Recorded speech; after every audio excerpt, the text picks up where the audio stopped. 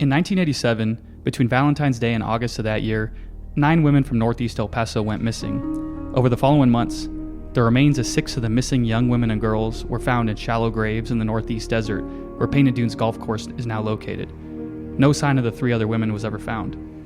It was the worst killing spree El Paso had ever seen, until decades later, when 23 people were murdered in the Walmart mass shooting on August 3, 2019. For 32 years, David Leonard Wood has lived on death row after he was convicted by a jury in late 1992 of murdering 23-year-old Ivy Susanna Williams and at least one of the other 5 victims whose remains were discovered in the desert. On Thursday of last week, Wood was scheduled to be put to death by lethal injection at the state prison in Huntsville, Texas. But the state's Court of Criminal Appeals on Tuesday stepped in to block the execution. To help us understand Wood's case and the implication for criminal justice in El Paso, we welcome El Paso Matters founder and CEO Bob Moore to the show. Bob, thanks for joining me. Thanks for having me, Diego. So Bob, can you walk us through the latest update in Wood's case and why Texas's highest criminal court halted his execution last week? Yeah, and I think it's worth noting it's an unusual step for the Texas Court of Criminal Appeals in particular to step in at kind of the last moment like this. It's obviously a very conservative court that has not historically been open to a lot of arguments around the death penalty. This court also has rejected most of David Wood's appeals over the years too. Last August, an execution date was set for March 13th, 2025 for David Leonard Wood. Starting toward the end of last year and then really accelerating over the last few weeks, his defense attorneys have filed a number of appeals, both with the Texas Court of Criminal Appeals and with a couple of federal courts. Up until 2 days before the scheduled execution date, the appeals courts had not been particularly open to any of the arguments coming from Wood's lawyers. As a matter of fact, a couple of hours before the Court of Criminal Appeals weighed in, a federal court had rejected another one of his appeals.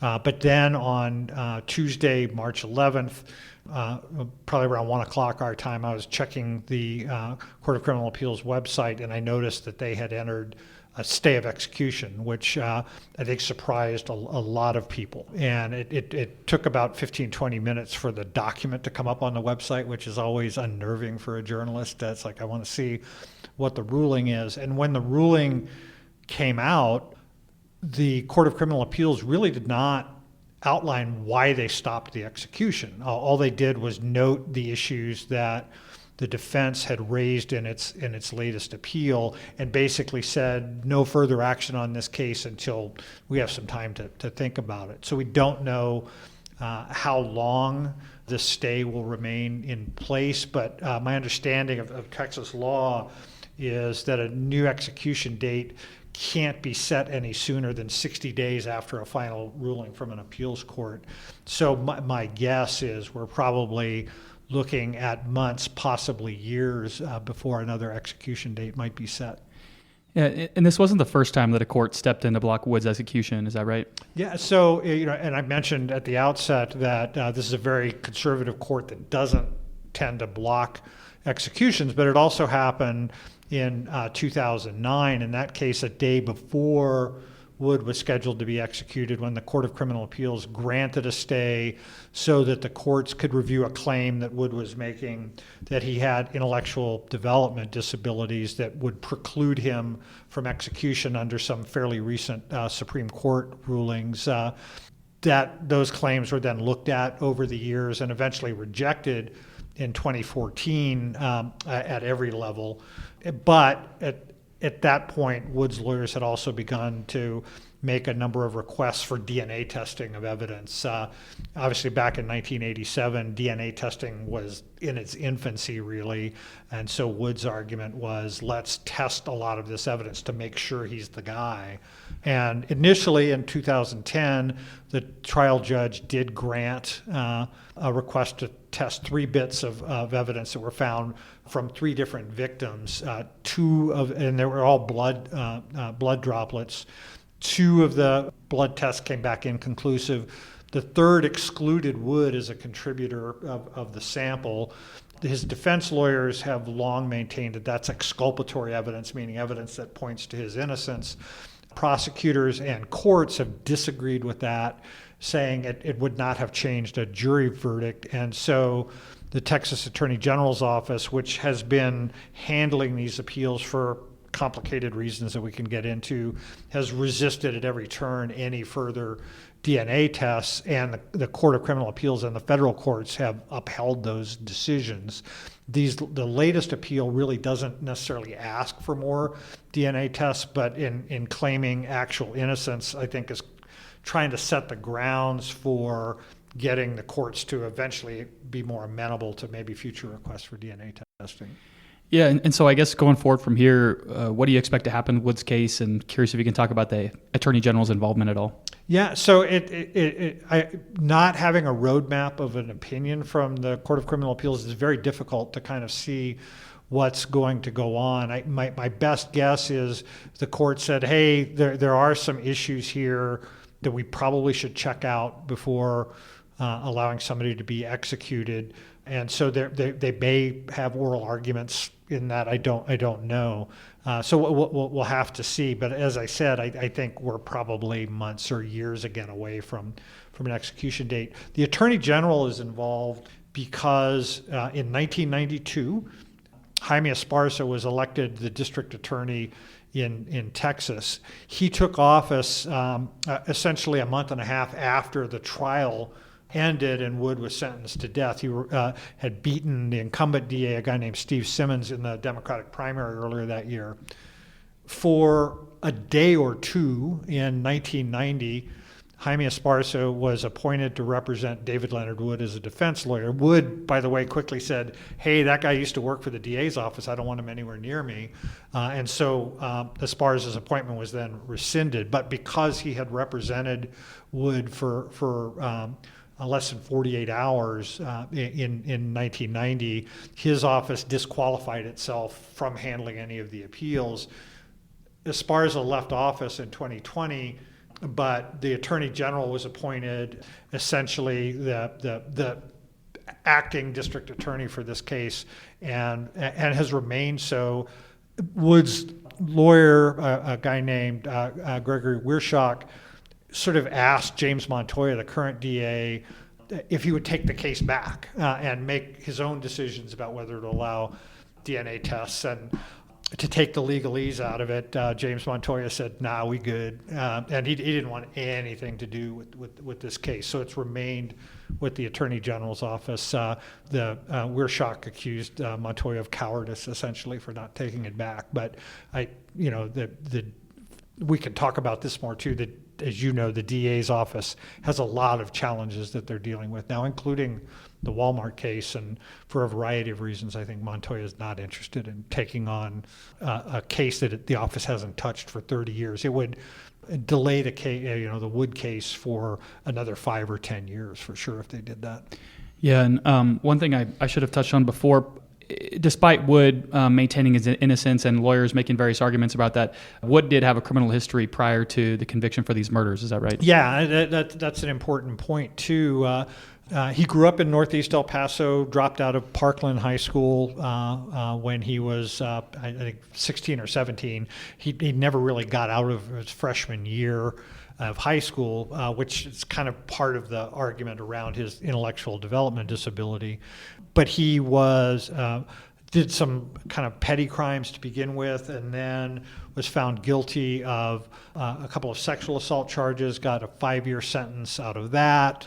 In 1980, he served 2 years and was released, and then kind of almost immediately again arrested on rape charges. Those sexual assault charges were from 1978. In 1980, he gets arrested on these 2 rape charges, gets a 20-year sentence, and is released a little over 6 years into that sentence. Comes back to El Paso in January of 1987, and on February 14th, Valentine's Day of 1987, the first young girl, Marjorie Knox, who lived in Chaparral, New Mexico, right next to Northeast El Paso, disappeared. So these disappearances at least coincide with Wood's return to El Paso. And one of the things that cops have always insisted on this is these things didn't start until Wood was here, and they ended after he got arrested, which is not proof that he did it, but to investigators, it was kind of a strong indicator that they had gotten the right guy. Yeah, and Bob, you've been a journalist in El Paso since the mid-1980s and followed the story intimately for decades.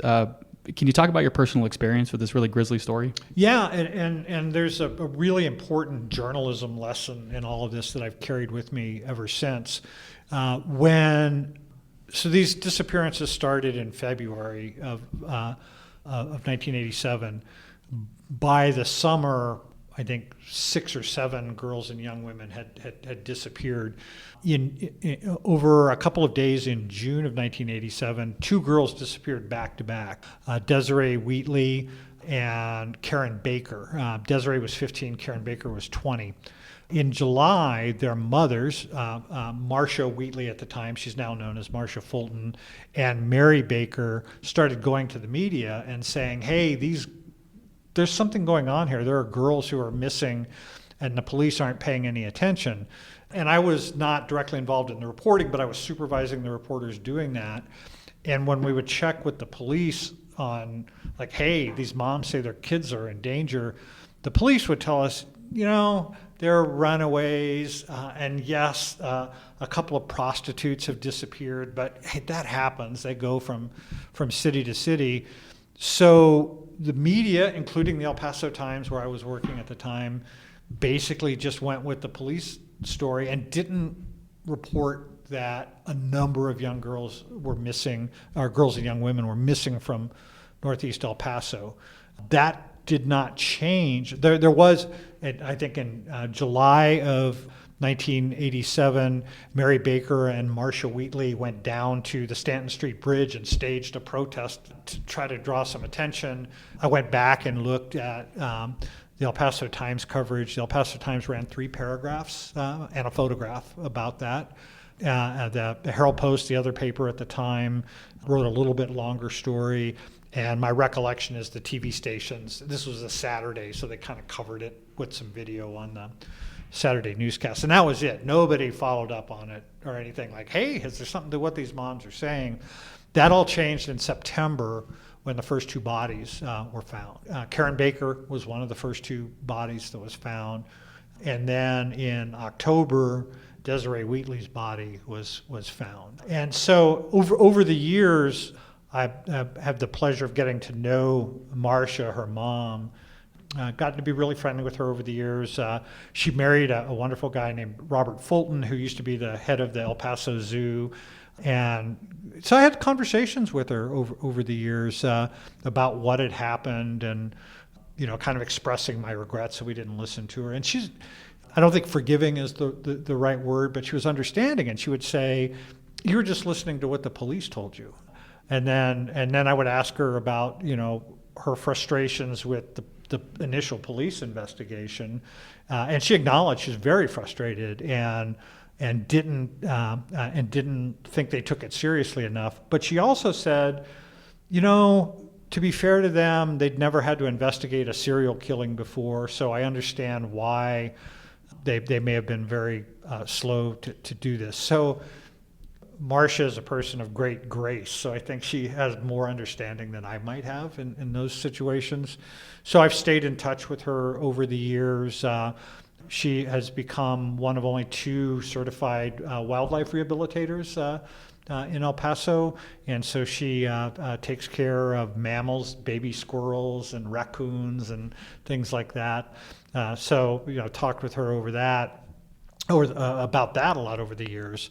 And then when the execution date was set, I called her up and I said, if it's okay with you, I will volunteer to be a media witness to the execution, but I'm only going to do it if it's okay with you. And she said, that's fine. I'd love to have you there. And so we've kind of stayed in contact. And then in February, as the date got nearer, she and I sat down and she really walked me through in great detail what happened the day Desi disappeared. Also talked about who she was as a child, but she disappeared on the last day of school, which played a role in why the police didn't respond as quickly as possible, because they were thinking, kids are just goofy on the last day of school. And so she talked about the last time she saw Desi. Marcia was a night shift worker, And so the last time she saw Desi was that morning, June 2nd. She had taken her to a couple stores to try to find some film for her camera. And Desi had also asked if she could wear a white T-shirt to school that day so she could get her friends to sign it. And so Marcia was driving them back home. Desi had her T-shirt on, and they only lived a block or two from H.E. Charles School, where Desi was going to middle school. She was an 8th grader. And Desi, and kind of girls will do this with their mom, said, you could just drop me off here and I'll just walk the rest of the way. And so Marcia said, okay. So kind of dropped her off about half a block from the school. And Desi started to walk away and turned around back to Marcia and said, love you, Mom. And Marcia said she loved Desi.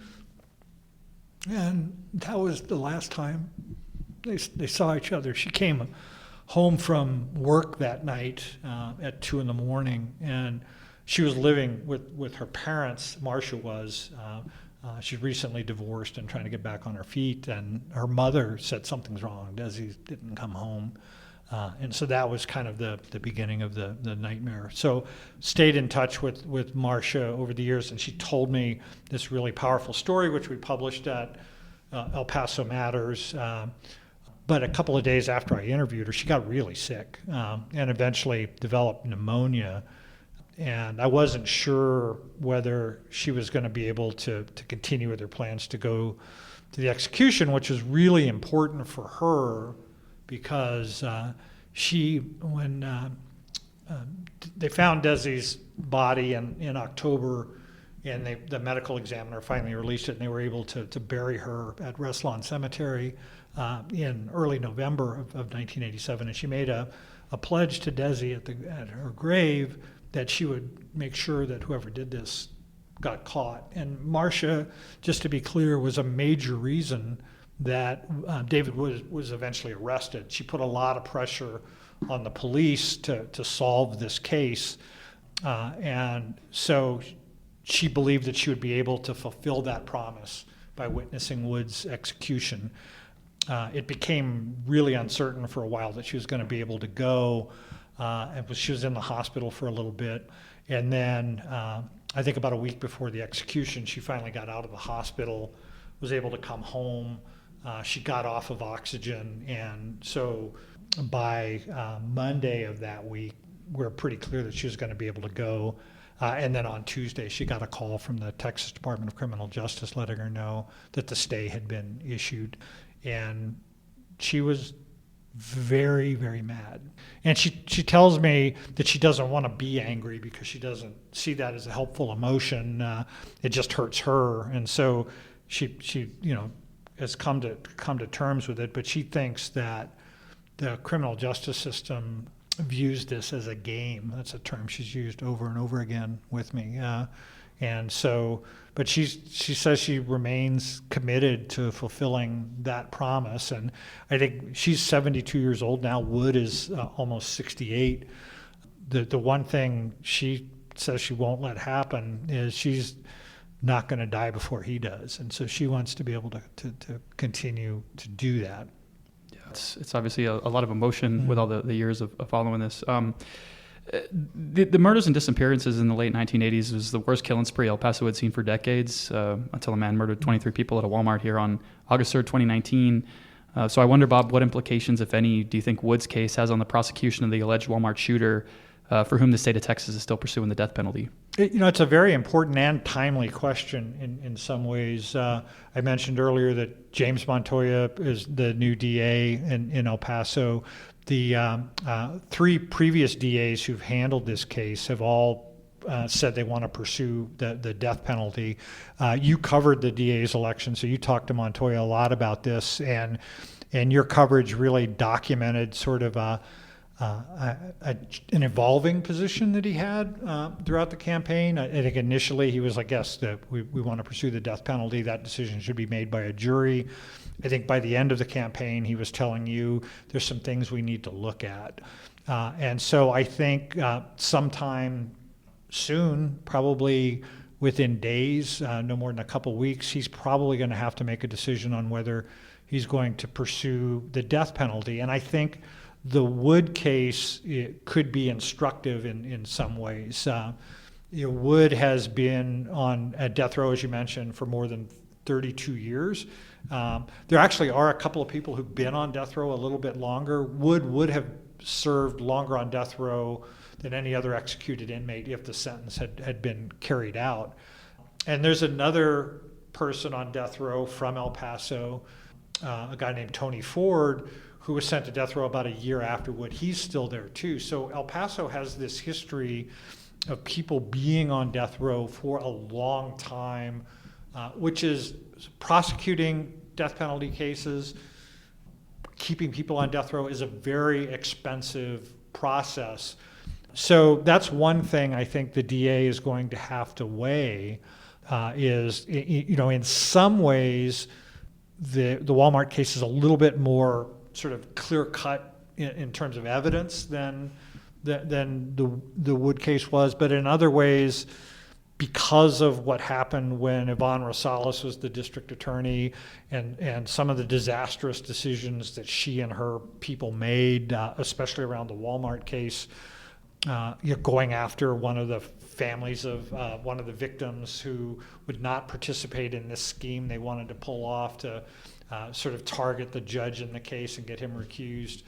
That has created a real mess and has allowed the defense to make allegations of prosecutorial misconduct that will, if Patrick Crusius is found guilty and sentenced to death, those prosecutorial misconduct claims will probably tie up the appeals courts for years and years and years. So that's one thing that the lesson of the David Wood case, I think, is going to be weighing in Montoya's decision. And to be clear, I don't know what decision he's going to make. He also has to decide, it's a political decision too. What do El Paso voters want? And the Walmart case, obviously, in your coverage, was a big issue in the DA's race. Bill Hicks, the appointed incumbent that he ran against, who replaced Yvonne Rosales, was very adamant that he wanted to pursue the death penalty. And as I mentioned, Montoya was adamant initially, but then he never said he wasn't going to do it, but he began to introduce these questions. So it's going to be an interesting decision. The other thing that Montoya will have to weigh, one of the things that you have to prove in Texas in order to get a death sentence, is that the defendant represents a future danger, not just that he did horrible things in the past, but he would be a danger in the future. As I think most people know, Patrick Crusius also faced federal charges, hate crimes and weapons charges. The federal government decided not to pursue the death penalty. He quickly pleaded guilty and was sentenced to 90 consecutive life terms. And the judge's recommendation, which is not binding on the Bureau of Prisons, but they'll have to take it into account, the judge's recommendation was that he be sent to the Supermax prison in Florence, Colorado, which is the nation's most secure prison. So I can already hear the defense team making these arguments in the penalty phase of a state trial, like our client is going to be locked up in a hole, essentially, for the rest of his life. He does not represent a danger to anybody. That will present a challenge before jurors. And so this is definitely an emotional case. It means a lot to El Pasoans. The median age of people in El Paso, I think, is 34, which means that half of all of our population wasn't born in 1987 when David Wood committed these or was convicted of doing these crimes. So a lot of people have no memory of the emotions around that. But at the time, for those of us who were there, and especially girls and young women of that era, that was a deeply emotional case, much like the Walmart case is now, that sort of reshaped people's views of the world that they lived in. All of a sudden, girls had to worry about going to the Circle K at night, and would they disappear? So that was a deeply emotional case, just as this was. There was no question in the 1990s when the case finally went to trial that the state was going to seek the death penalty. It's also interesting to note that David Wood's trial had to be moved out of El Paso. It was held in Dallas because of pretrial publicity, which added to the delay and the expense of the trial. In the Walmart case, both the defense and prosecution have said that they want the trial to be held in El Paso, but that may prove not to be possible. Once they start talking to potential jurors, they may say, oh, Patrick Crusius can't get a fair trial in El Paso, so we have to move it somewhere else. That will then add years of delay to the case. So all of these factors are something that James Montoya is going to have to take into account in deciding whether to pursue the death penalty. And the Wood case, I think, offers some illustrations for him. Yeah, you've done powerful reporting on this, Bob, and listeners can continue to read our coverage of David Leonard Wood's case, as well as updates on the case against the Walmart mass shooter at elpasomatters.org. Bob, thanks for joining me. Thanks for having me.